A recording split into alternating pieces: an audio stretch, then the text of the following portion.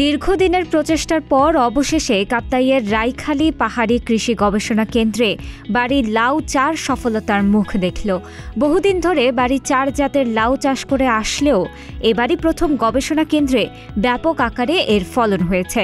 ২৭ November বৃহস্পতিবার কৃষি গবেষণা কেন্দ্রে গিয়ে দেখা গেছে মাঠের বিস্তীর্ণ এলাকার মাচাং জুড়ে চাষ হচ্ছে বাড়ি চার জাতের লাউ।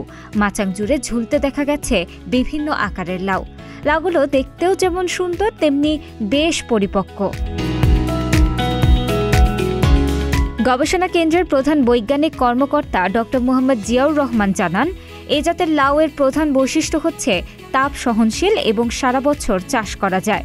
পার্বত্য অঞ্চলে চাষের জন্য উপযোগী একটি জাত। গাঢ় সবুজ রঙের ফলের গায়ে সাদাটে দাগ থাকে। প্রতিটি গাছে ১০ থেকে ১২টি ফল পাওয়া যায় এবং যার গড় ওজন প্রায় ২.৫ কেজি এবং লাউগুলো লম্বায় ৪২ থেকে ৪৫ সেন্টিমিটার এবং ব্যাস ১২ থেকে ১৩ সেন্টিমিটার হয়ে থাকে। চারা রোপণের ৭০ থেকে ৮০ দিনের মধ্যে এর ফল সংগ্রহ করা যায়। এছাড়া এই গাছের জীবনকাল ১৩০ থেকে ১৫০ দিন হয়ে থাকে। প্রতি হেক্টরে ফলন হয় ৮০ থেকে ৮৫ টন। জাতটি তাপ সহিষ্ণু হওয়ায় সারা বছর জুড়ে চাষ করে কৃষকরা লাভবান হতে পারে। এদিকে স্থানীয় কৃষকরা মনে করছেন এই নতুন জাতের লাউ চাষ করতে পারলে তারা বেশ লাভবান হতে পারবেন।